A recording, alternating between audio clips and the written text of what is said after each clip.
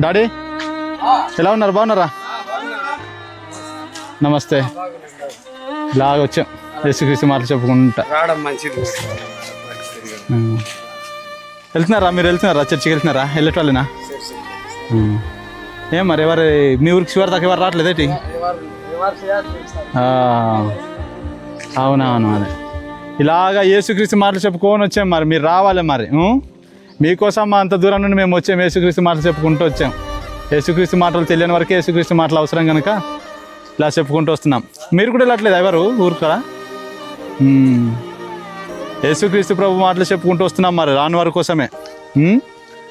మరి 2000 సంవత్సరాల క్రితం భూలోకానికి యేసుక్రీస్తు ప్రభువారు మన కోసం వచ్చాడు. మన పాపాలను క్షమించాలని, మనల్ని అందరినీ కూడా వాస్తవాన్ని ప్రకటించాలని, మనల్ని అందరినీ కూడా బాగు చేయాలని, మనకందరికీ కూడా ఒక శాశ్వతమైనటువంటి రాజ్యంలో చేర్చాలని ఆయన ఇష్టపడుతున్నాడు కనుక ఆయన మన యుద్ధకు రావడం అనేది జరిగింది.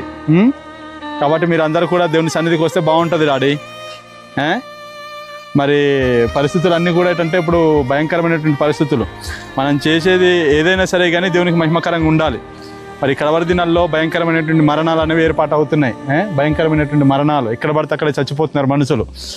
ఎక్కడ పడితే అక్కడే ఎలా పడితే అలాగే చచ్చిపోతున్నారు. యాక్సిడెంట్లు అయిపోతున్నాయి. మామూలుగా గుండెపోటు వల్ల రకరకాలుగా హాస్పిటల్లో కావచ్చు అనేక రకాలుగా చచ్చిపోతున్నారు.